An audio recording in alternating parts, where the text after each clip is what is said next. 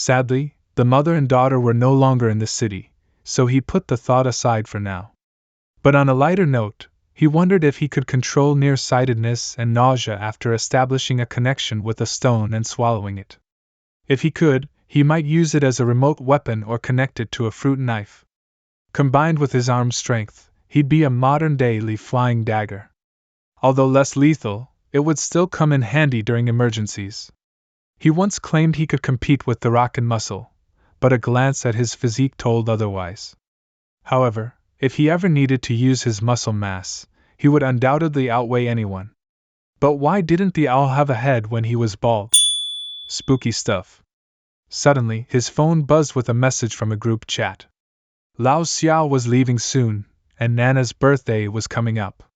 They invited Xiang Kun to join them for the celebration. The next day, as Xiang Kun walked alone on the street, he heard passionate music that reminded him of his high school dreams of wandering the world with a sword. Just then, a huge blood-sucking owl appeared on the street, causing everyone to panic.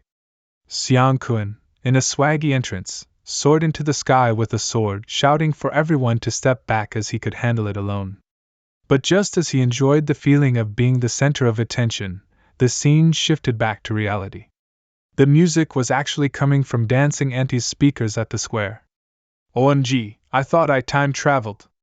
This is so embarrassing. Xiang Kun quickly covered his face and ran away, only to discover that a passing girl had recorded everything. Laughing, she thought, maybe this bald, brooding guy can help me go viral on social media. What kind of birthday present would a no-nonsense, iron-willed vampire come up with for a friend? Nana's birthday is around the corner, and Xiang Kun is at a loss for what to get her. He decides to brainstorm a list of potential gifts and choose the best one. Nana isn't one for extravagant spending, and if she truly desired something, she likely bought it herself, something more fitting than any gift someone else could give. Xiang Kun decides on idea number 3, a handmade wooden sculpture. He quickly procures a piece of wood, connects with it, and imagines the design. Armed with a carving knife, he sets to work on the sculpture. Before long, a vivid, 2D-esque statue comes to life. Mopping sweat from his brow, Xiang Kun thinks, that was a close one. Otherwise, I'd be stuck buying a crystal figurine. He hopes Nana will adore the wooden sculpture. As Nana's birthday rolls around, Xiang Kun brings the gift to the prearranged KTV spot. Since it's his day to drink blood, he plans to leave swiftly after presenting her the gift. When Nana sees the gift, her face beams with surprise. What's this? It's so heavy, Mr. Xiang, your gift is quite intriguing. Xiang Kun interrupts her, suggesting she save the surprise for when she gets home. He makes up an excuse about urgent matters to attend to and wishes them all a good time. As he turns to leave, Nana grabs his arm, urging him to stay and chat for a bit. Reluctantly, Xiang Kun takes a seat on the couch. Everyone toasts to celebrate Nana's birthday. However, the merriment is short-lived, as Xiang Kun suddenly feels lightheaded. He can't resist any longer and needs to drink blood. He excuses himself, claiming he's unwell. After being walked to the door, Xiang Kun and Nana exchange small talk before he departs. Two tipsy troublemakers approach Nana from behind. Hey, gorgeous, come chat with us, they suggest. Xiang Kun, barely able to withstand his hunger, knows he must drink blood shortly. Suddenly, he senses Nana being harassed by the troublemakers at the KTV entrance. In the nick of time, a large hand reaches out, grabs one ruffian by the collar, and hoists him into the air. The ruffian's accomplice advances towards Xiang Kun, fist raised, but is quickly kicked away. Xiang Kun then seizes the other by the throat, pins him against the wall, and menacingly inquires, Do you want to die? I'm famished right now. Do vampires really exist in the world? This is a post Xiang Kun made not too long ago, and now someone has replied, it turns out he isn't the only oddball out there. After encountering a giant owl previously, he had a hunch that there were others like him, and today, they've finally appeared. After chatting online, they agreed to meet at a coffee shop the next day. Xiang Kun arrives an hour early, being cautious about meeting another of his kind for the first time, and carefully observes the coffee shop from an unobstructed vantage point across the street. In no time, the lady in the blue top from yesterday's agreement appears. She matches the photo provided, but her scent suggests she's human. The blue-clad woman complains on the phone, saying someone hired her to wear a blue top and wait for someone here today, making her feel like a spy on the streets. As expected, she's merely bait, and the person in question must be observing from somewhere. Suddenly, the woman in blue leaves. With no other choice, Xiang Kun heads towards the coffee shop, hoping to find some clues. He can tell from the air that a vampire has indeed been there.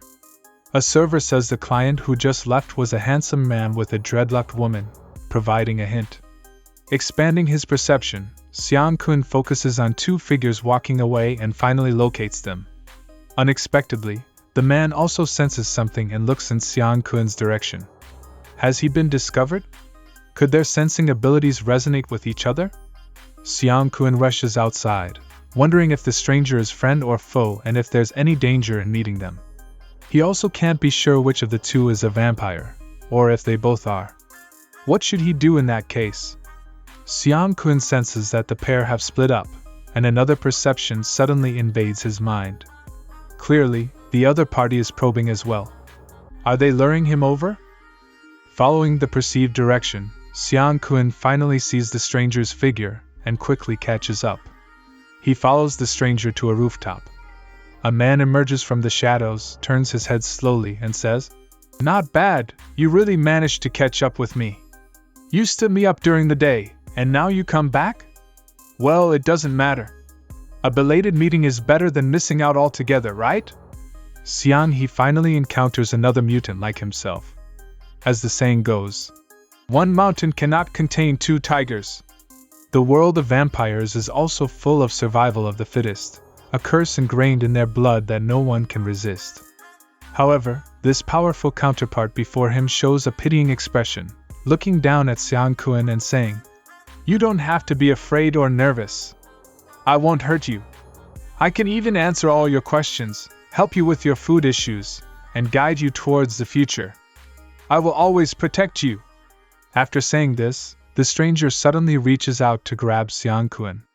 Being a fellow vampire, Xiang Kun can easily guess the other's intentions and blocks the sneak attack.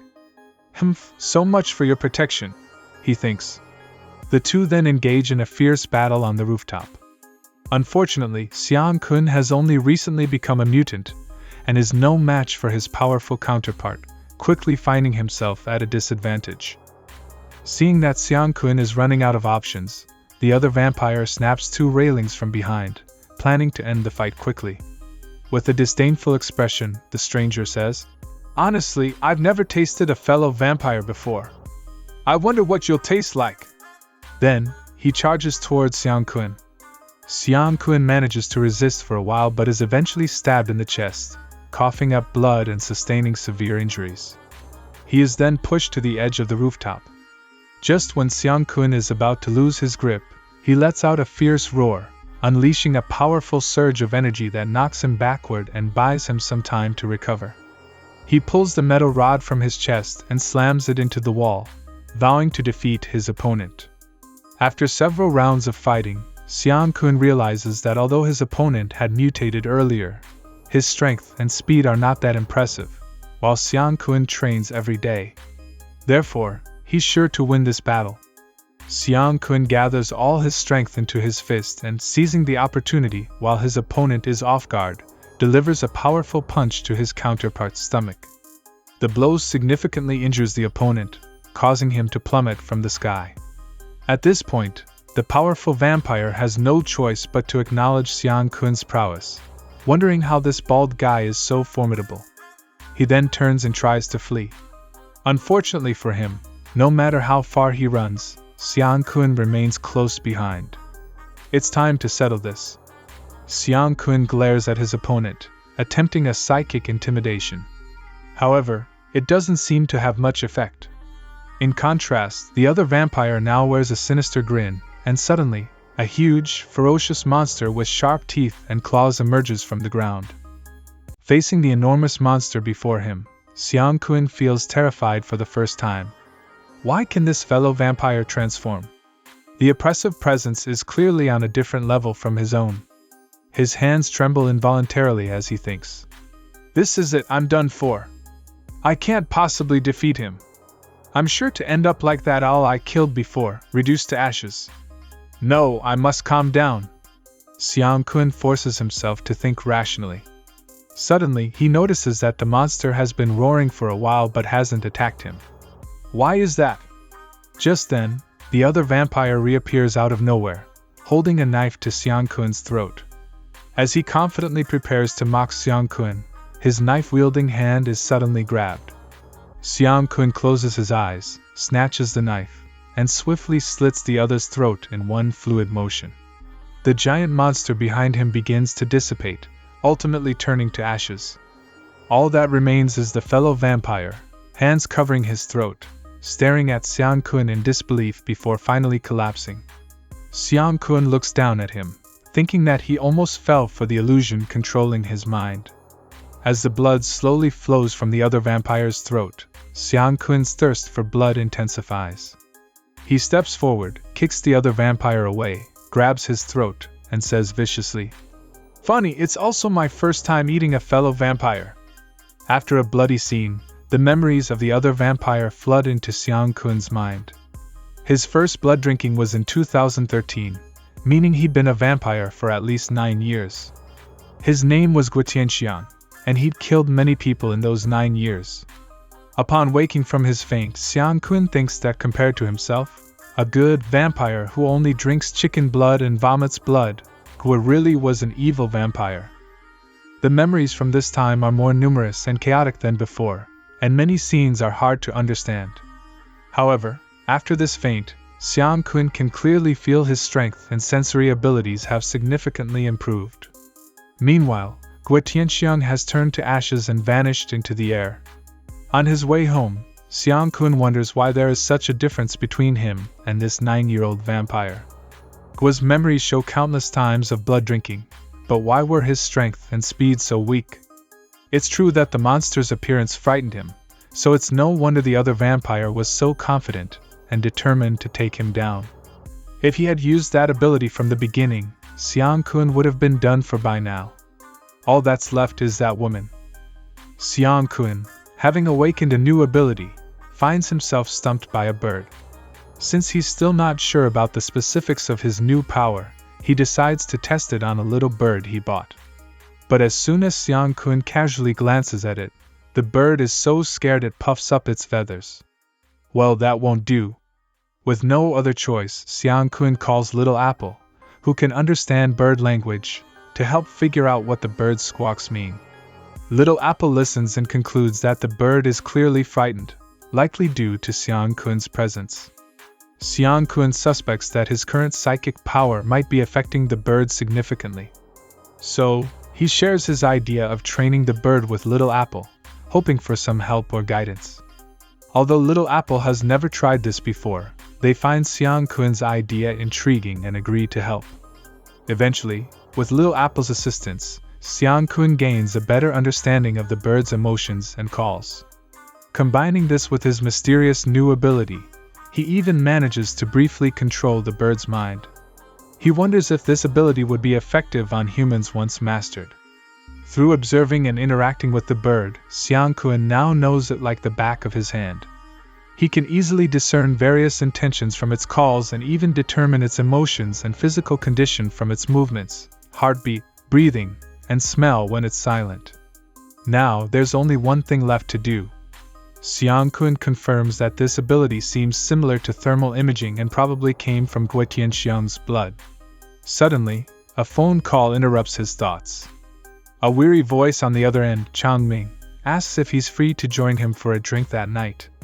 Xiang Kun sighs, knowing he can't drink, but agrees to watch Changming drink. "Changming, what's going on? Is something wrong? I'll leave right now," Xiang Kun asks. "Don't worry," Changming replies. After meeting up, Xiang Kun senses a strong smell of sweat and smoke on Changming, who apparently hasn't bathed or changed clothes for at least 2 days.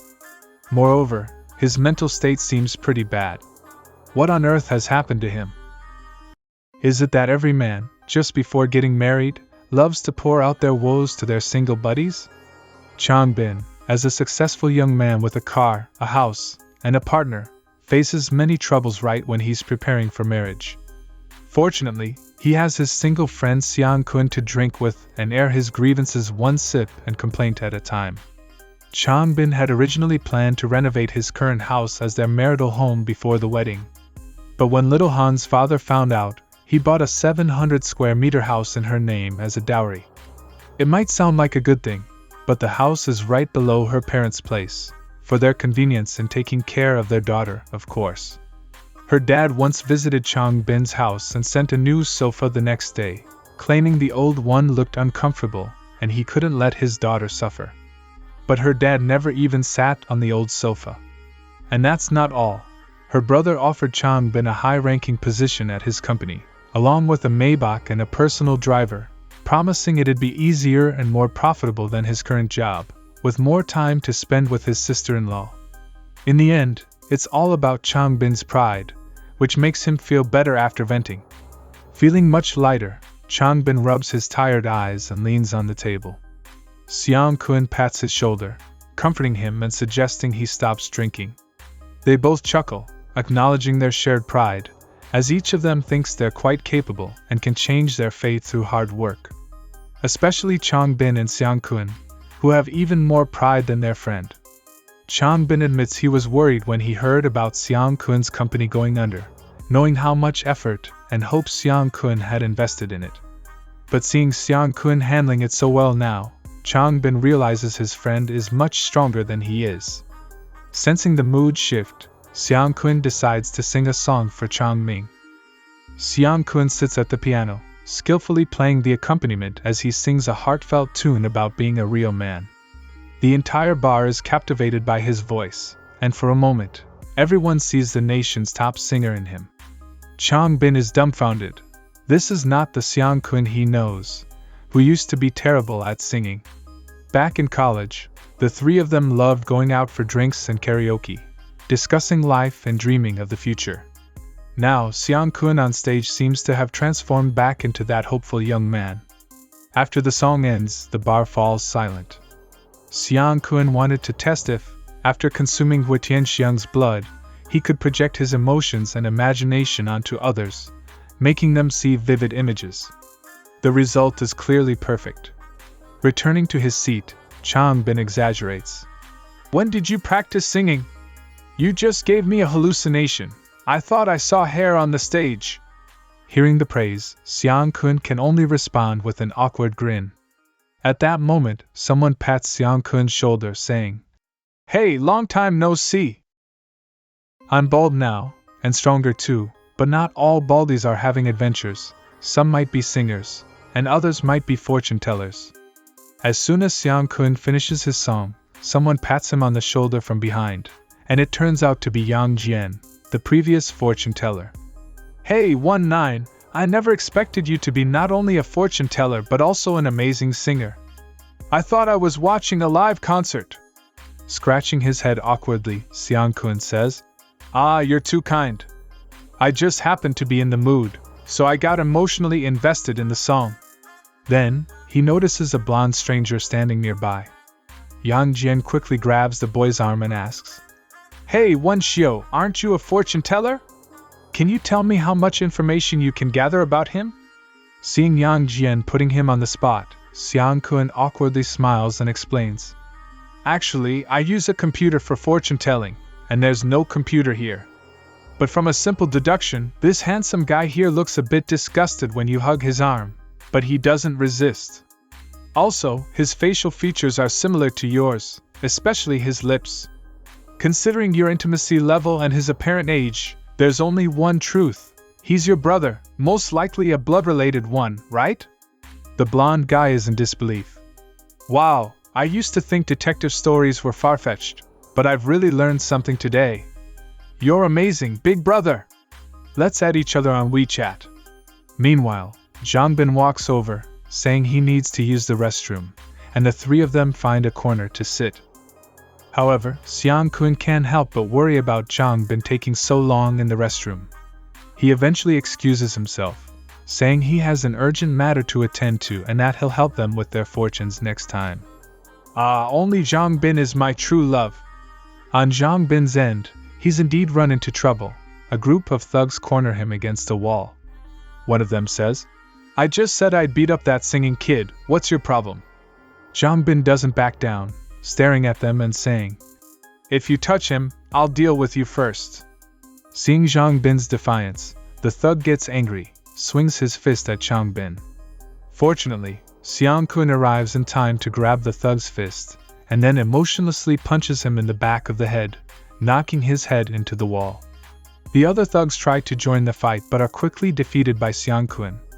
After handling the situation, Xiang Kun pats Zhang Bin's shoulder and suggests they find a new place to talk. Meanwhile, a bald, muscular man is walking down the hallway, grumbling about the delay caused by the troublemaking thugs, when he sees Xiang Kun approaching. Nervously, he greets Xiang Kun. "Hello, Mr. Xiang." Xiang Kun, however, chooses to ignore him and leisurely walks past. After rescuing Zhang Bin from the bar, Xiang Kun raises his suspicions. In the car on the way home, Zhang Bin asks with a serious face, "Did you know that guy at the entrance? He seemed scared of you." Xiang Kun replies, "Oh, him? He caused trouble at my neighbor's place before, and I scared him off pretending to be a cop. He probably thinks I have connections with the police." "Why?" Zhang Bin turns his head away, sighing. "It's nothing, just feels like you've changed a lot lately. The old you would never have gone up on stage to sing." Seeing that Zhang Bin is getting suspicious, Xiang Kun doesn't dare to continue the conversation and quickly changes the subject. "Hey Zhang Bin, you should apologize to Wang Han when we get home. It's not her fault, you're just being difficult." After dropping Zhang Bin off at his house, Xiang Kun decides to walk home, treating it like a stroll. As he walks, he thinks, if we compare the human brain to a computer terminal, then Guo Tianxiang's fear projection would be like sending an instruction to the target terminal, which then processes and displays the horrifying image. This is simpler and more efficient than the projection saw I used at the bar earlier.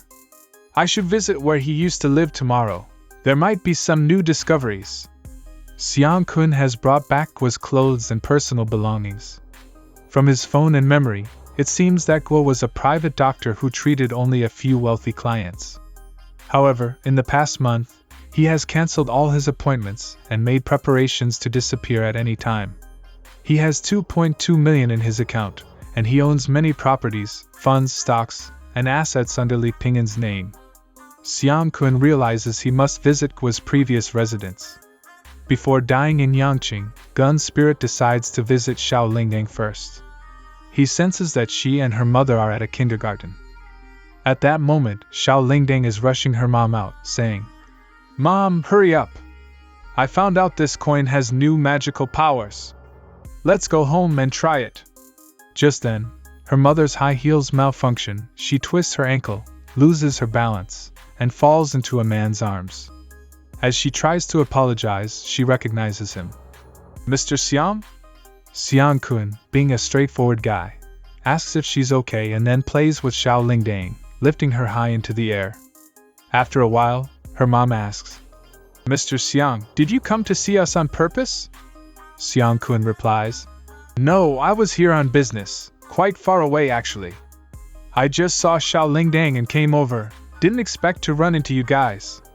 At that moment, Xiao Lingdang pats Xiang Kun's shoulder and says, "Uncle Xiang, I found out this coin has other magical powers. I want to study it with you." Hearing this, Xiang Kun becomes interested. "Alright, I'll study it with you later." This is a magical coin, you see, it splits in two when it falls into Mr. Xiang Kun's hand. Little Lingling, can you guess which one is the lucky coin Uncle gave you? Little Lingling doesn't hesitate and picks the right coin. Mr. Xiang Kun thinks, maybe she's been with the coin for so long that she's developed some sort of connection, or she's just really familiar with it. Then, he takes out a piece of paper, folds it into a paper airplane and gives it to Little Lingling, saying it's a magic paper for her. He hopes one day she can master magic and become a magical girl. Lingling's mom watches thoughtfully, then, as if she's made up her mind, she walks up to Mr. Xiang Kun, grabs his hand with a blushing face and says, "Mr. Xiang, my home is not far from here. Why don't you come over and sit for a while? I'll cook for you." Hearing this, Mr. Xiang Kun quickly waves his hand and says, "Oh, no need, I have some things to do. I must go now. You guys should head back." The situation becomes awkward, and they can only watch as he walks away. Later, Mr. Xiang Kun arrives at the clinic where Dr. Tian Xiang used to work. He discovers that patients would come for simple tests and blood draws before being sent away, only to return the next day for a detailed diagnosis. The blood samples are taken directly to Dr. Tian Xiang's office where he tests them himself. But in reality, he drinks the blood. If this were his only method for obtaining blood, he wouldn't be considered such an evil person. But according to his memory, this guy has killed many people, both in China and abroad. Thinking of this, Mr. Xiang Kun leaps up to find a higher vantage point to observe the surroundings. He notices a black car parked in a deserted alley that hasn't moved in over 10 minutes. The car's windows are closed, and the engine isn't running. It must be unbearably hot inside. Two men in camouflage are sitting in the car, complaining about the heat and discussing a suspect. Wasn't the suspect supposed to be over there? They haven't found him yet, huh? Can't hear any news, maybe he left early. So aren't we just wasting our time here? I should have chosen the night shift. Even working all night is better than suffering in the daytime like this. Hearing this, Xiang Kun thought that these two people in the car could very likely be police officers. Otherwise, they wouldn't be talking about a suspect. It seems I need to hurry to Guilin Clinic. Although the police outside may not necessarily be here for Guilin, the suspect they mentioned might be him. This guy has committed too many crimes. Who knows if he was already being watched before he met up with me, and I wonder if the police will keep an eye on me when they investigate him. But perhaps only the previous battle could link them together, and that woman. Xiang Kun arrives at the clinic where the late Dr. Gui Tian Xiang used to work, all by himself. He can't help but think, that woman better not get caught by the police, or I'm in big trouble. He then dodges the street surveillance, and finds Dr. Gui's office. After rummaging through drawers and cabinets, he finds nothing significant, just some ordinary medical records. He turns on the computer, but everything appears normal.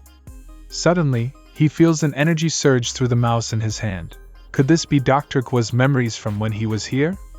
Why does that girl look so familiar? What did they chat about, and why did she leave so soon? The scene changes to nighttime. Squeaky noises are coming from the bedroom. Let's skip the unfortunate sight below, shall we? Xiang Kun realizes that he can sense Dr. Gui's residence through the places he touched. Maybe this way, he can uncover even more memories. Finally, the two people get out of bed. That day, he secretly filmed me and turned it into a bizarre video. The video is uploaded online, and the woman finally appears in the memories. It seems that she told Dr. Gui about me and brought him to the meeting point. Humph. So, the short-haired girl was the waitress from the coffee shop. I've genuinely been played. The memories suddenly stop, and it seems there are no more clues to be found here. Just as Xiang Kun steps out onto the street, he notices that there are police officers in hiding. However, this means the woman hasn't been discovered, so he's safe for now. Suddenly, a message pops up on his phone. Isn't this the video of him singing at the bar? Who recorded it and sent it to Tang Baona? Before Xiang Kun has a chance to reply, Baona immediately calls him. Mr. Xiang, how dare you sneak off to the bar without us? You better think of a way to buy my silence, or I'll share it with the group. Xiang Kun responds, what if I cook you a fantastic meal, huh? Nope, I want 3 meals. Alright, it's a deal. On the train, Xiang Kun encounters someone maliciously stealing a seat. What would you do? For Xiang Kun, who is engrossed in his phone, it's unbearable. Especially when this person sits next to him, shamelessly saying, well, no one's here, so I'm sitting here. What's the problem? Can you believe it? Hasn't he seen the news about seat thieves being taken away? Defying the odds, he persists despite the attendant's persuasion. The attendant says, You've taken someone else's seat. Where will they sit? We can't be freeloaders, right? It would be better to like and follow something online. However, this guy doesn't listen and even berates the attendant. Why are you so annoying? Let's wait until the real seat owner arrives. Xiang Kun, a loyal follower of this situation for a month, grows impatient and wants to give the guy a beating. But he knows that if a conflict arises and he's detained for a few days, the situation could escalate. He really wants to take action, but he must restrain himself. Meanwhile, the guy gets more shameless, suggesting he would move if he can touch someone's chest. Xiang Kun can hardly hold back when someone in the carriage suddenly yells, "Shame on you for stealing a seat! You're making it hard for a young girl. Are you even a man?"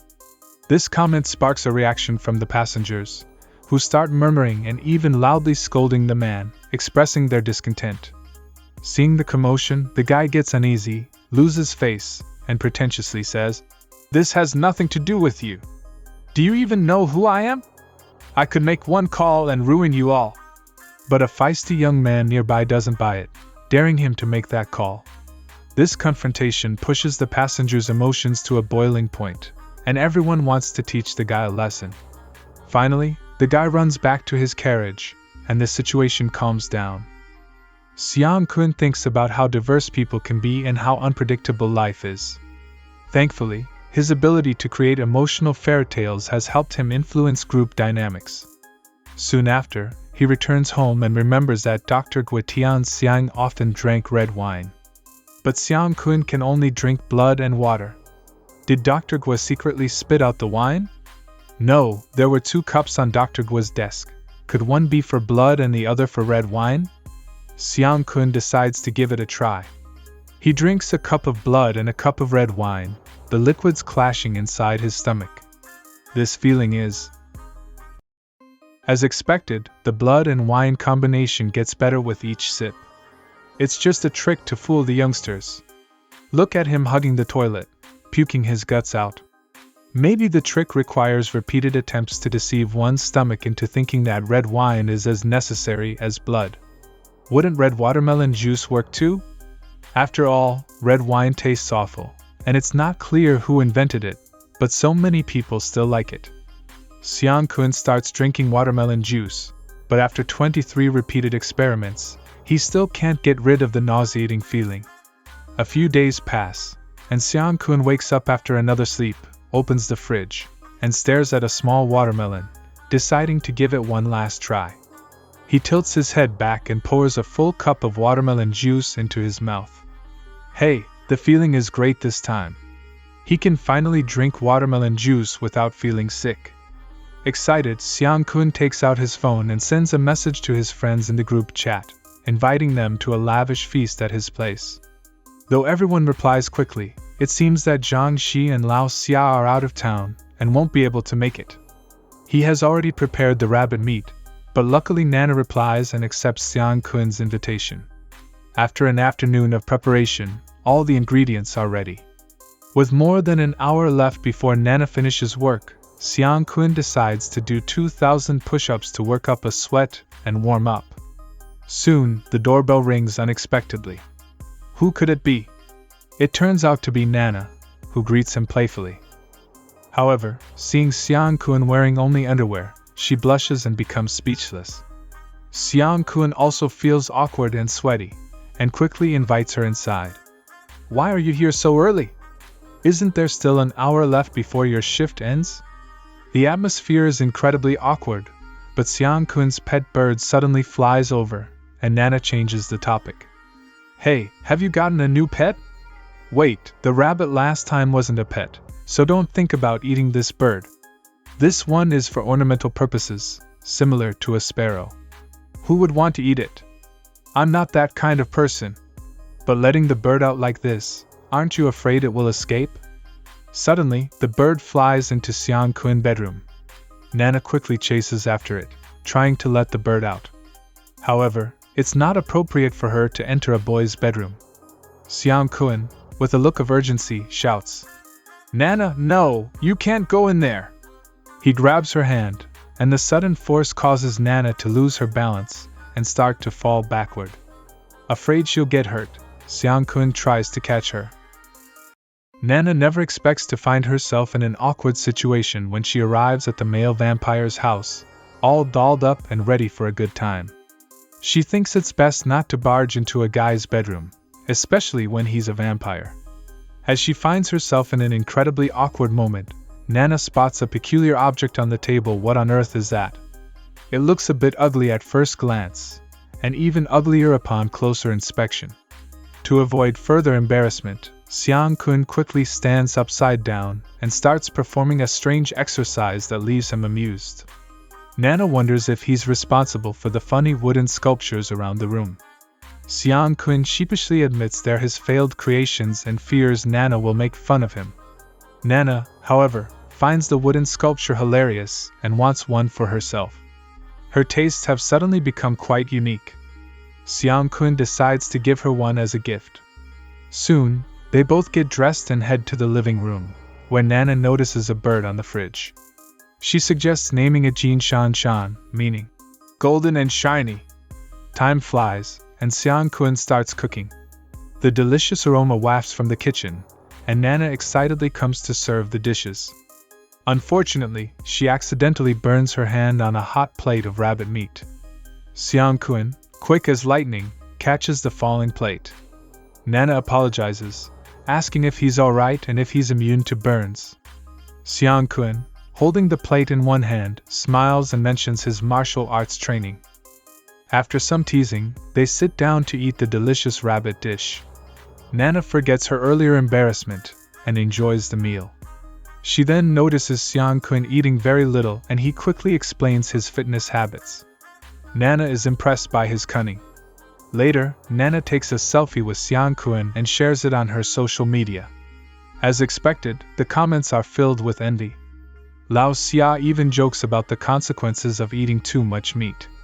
Surprised, Nana wonders if Lao Xia's body has been taken over by someone else. It might be the most unqualified vampire in history. As night falls, instead of going out to work, the vampire starts gossiping with Nana, talking about how Lin Lin and her husband are preparing for a divorce. Really? Is it the art director of the gaming company, the one with the small braids? You said they were always arguing and breaking up, right? Nana assumes they will get over it in a couple of days. But Nana learns that it's different this time. One of them suggested divorce and, out of anger, Lin Lin went back to her parents' house. Regardless, Nana hopes they both find happiness. Nana then arrives at her grandfather's house with a box. Her grandfather thinks it's a gift, but Nana explains it's a friend's half-finished wooden sculpture. Intrigued by the idea of a young person enjoying woodworking, her grandfather asks to see it.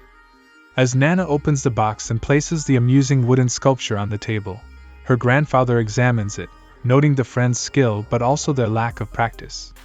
Nana shows her grandfather the finished product on her phone, and he's impressed by the progress. He asks if there are any pieces for sale, and Nana, seeing how much he likes it, agrees to ask her friend. Late at night, the vampire texts Nana to check if she arrived home safely. When Nana brings up someone wanting to buy his wooden sculpture, the vampire is shocked, as he only made it on a whim. He tries to make excuses, but Nana insists he carve another one, as the buyer has already agreed on a price. Reluctantly, the vampire begins carving, thinking about how he would have failed multiple times if he hadn't carved before. In a short time, he completes an exquisite wooden sculpture that is even cooler and more detailed than the previous ones. He texts Nana to pick it up the next day. The following day, Nana and her friend visit the vampire's house, and they are amazed by the feast laid out before them. They quickly forget their diet plans and enjoy the meal. On their way home, they talk about the vampire's wooden sculpture. This time, the sculpture is somewhat ugly and even hideous, but it has a strange sense of harmony. They wonder if it's an anime character they've seen before but can't quite remember. Additionally, the 8 eyes are really scary. Do you remember how long it's been since you last went home? You've been busy with work and studies, and how long has it been since you've seen your parents? Remember to call home later and chat with your family about how they're always thinking about you. Xiang Kun is on the train heading home, reflecting on how it's been a year since he last visited. Time really flies by, and suddenly a memory flashes in his mind. Is this Nana and her grandfather? What's going on? Xiang Kun didn't establish any perception when he made it, so why is there a response from the wooden carving? Moreover, this is different from the previous items he had a perception with. He feels like he can see it and everything around it from a third-person perspective, but as time passes, that feeling slowly disappears. Oh well, he'll think about it later. He's almost home now. Although he told his family a few days ago that he planned on coming back, he didn't tell them the exact day. This visit will be a surprise. Xiang Kun knocks on his own door, and his mother answers with a confused look. Who are you? Are you lost? This situation is unexpected, but not surprising. Xiang Kun has changed so much that his own mother doesn't recognize him anymore. Looking at his shiny bald head, his mother asks, Who are you? Do you have a problem? He exclaims. You don't recognize your own son, who's come back for the holidays? As soon as he says this, his mom feels like something is off again. She looks closely and realizes that it's Xiang Kun. What's with the surprise? I just changed my hairstyle. Do you have to swear like that? Hairstyle? You call this a hairstyle? How are you going to go on blind dates or find a partner? Look at your chin, you're so foolish looking. You're too lazy to take care of it, so you just shaved it all off? If someone didn't know better, they would think my son became a monk and just came out of the monastery. Stop standing at the door and come inside. After entering the house, Xiang Kun's mother quickly begins to criticize his father. Look at what your son has become. What is he supposed to be, One-Punch Man? Kamen Rider? His father sits there looking at his phone and mumbling. Later, he looks up and nods in agreement. Right, it's really funny how he looks so lively now. When the criticism fails, Xiang Kun's mother turns to him and shouts, Grow your hair back soon. By the way, why aren't you wearing glasses anymore? He then replies, I had laser eye surgery with my friend recently. Xiang Kun's mother is upset again. You didn't even tell us about the surgery? Xiang Kun quickly intervenes. It was just a small procedure, and it didn't affect my work. Did you make dinner? I'm so hungry. Xiang Kun's mother is still upset. Why did you come back without telling us? You think I'm just supposed to make dinner for you even if you're not here? Since Xiang Kun is already in the kitchen, his mother still can't believe that he really is her son. You never used to come into the kitchen before, and would rather eat instant noodles than cook. Xiang Kun's brother Shoba suddenly comes in and says, Quick, prove your identity. How old were you when you last wet the bed? The whole family is speechless. After a while, a table full of food is ready and Xiang Kun's parents are shocked when they see it. You made this all by yourself, and it's just something to eat on the fly? After dinner, Xiang Kun lies in bed playing with his phone. Suddenly, Lao Xia sends him a message, saying that he wants to eat the food he made himself, just like Nana's wooden carving. Lao Xia is always direct. The next morning, Xiang Kun walks around the town and thinks that it's a nice place. He wonders if it would be suitable to open a livestock farm here. He walks into a restaurant and greets the waiter. Is your boss home? Just then, a strong man walks out from the kitchen and asks, I'm the boss, who are you? Xiang Kun, having just finished eating, rushes to the restaurant. He must be full and bloated. He looks at the stout restaurant owner and asks, Boss, are these dishes well cooked? The owner responds, What do you mean, well cooked? Are you here to cause trouble? Xiang Kun becomes even more arrogant. I'm just asking if your dishes are cooked properly. The boss, not giving in, says, Then just tell me if you want it or not. If it's well cooked, I'll definitely want it, right? The boss is stunned to realize that this person knows his name. He pinches his orchid finger in surprise and says, You couldn't be. Old Xiang? It's really you, old Xiang, the hooligan. Looking at Xiang Kun's shiny bald head and explosive muscles, he continues, You've abandoned your programming career to move bricks? You went from the IT world to the construction world or the religious world, got so muscular, and even shaved your head. You've changed so much. The chubby tech otaku image has been ruthlessly abandoned by you.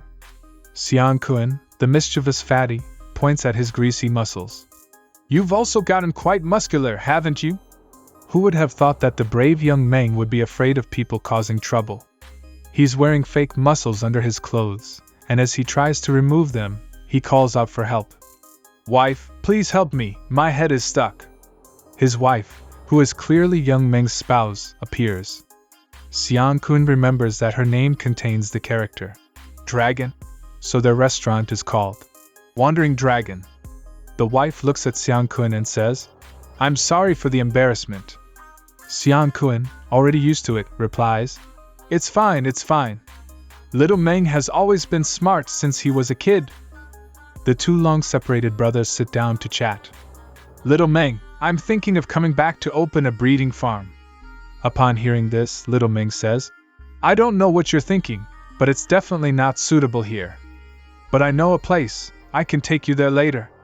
Have you eaten yet, brother? Sit down, I'll make you something. Xiang Kun waves his hand. No need.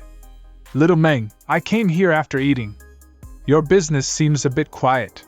The brother's wife is nearby, and she playfully blows his bangs, whispering, Humph, it's not just quiet. We can't continue running the business. Sales are bad, and the rent is too expensive. Next month, we're planning to close up shop. Hearing that his brother's restaurant is about to close, Xiang Kun gets up. Let me take a look at your kitchen. As they enter the kitchen, Xiang Kun asks directly, Do you have rabbit meat here? Little Meng replies, No, we don't. Why, do you want to eat it? We don't usually serve that here. Xiang Kun says, I have some bamboo rat meat, do you want to try it? They agree, and Xiang Kun marinates the meat, promising to cook it for them later that night. He wears gloves and says, Humph, just you watch. After marinating the meat, they decide to go check out the place suitable for opening a breeding farm. Little Meng drives his luxurious car with Xiang Kun. Little Meng says, When you first said you wanted to come back and open a farm, I thought you were joking. I didn't expect you to be serious about it. Big cities are too exhausting, so I want to move to the mountains for a more relaxed life. Look at my bald head. I've lost my hair due to excessive mental work. Tell me about your restaurant. I feel like there's still potential in it as it is now. Upon hearing this, Little Meng gets excited. What? Is there still potential? Xiang King confidently says. Actually, there's no problem with your dishes. The main issue is the lack of promotion. With such advanced transportation nowadays, it doesn't matter if the street has a lot of foot traffic or not, as long as your restaurant becomes popular. So, why haven't you advertised? Little Meng's face scrunches up in frustration. He says, At first, I hired a team to put up ads on the highway. Then I tried promoting on social media and local forums, but it was useless. Now, the best sales come from takeout orders, but the profit is too low, and the high rent for the shop is unbearable. Xiao He turns to Little Meng. Don't you understand? Promotion isn't done that way these days. Little Meng is confused. But big brands also advertise and have endorsers, right? Xiao He replies. Well, they have deep pockets, so they don't care about efficiency. As long as they make enough noise, they can attract a lot of attention. But if you want good results with a low budget, you need strategy. So, we have to create interesting content to turn your restaurant into an internet sensation. Little Meng feels that Xiang Kun's words make sense. So, do you have any good ideas? Xiang Kun reassures him. Don't worry, I have a plan. We'll talk more about it tonight. Xiang Kun looks around at the environment, thinking that the roads here are terrible and the location is remote. It's at least a kilometer or two from the nearest village, not an ideal place at all. However, for him, it's perfect. There's a large open space nearby that can be used for expansion if needed. After a while, Little Meng takes out his phone to contact the person in charge of the area, but the next second, his heart nearly jumps out of his chest.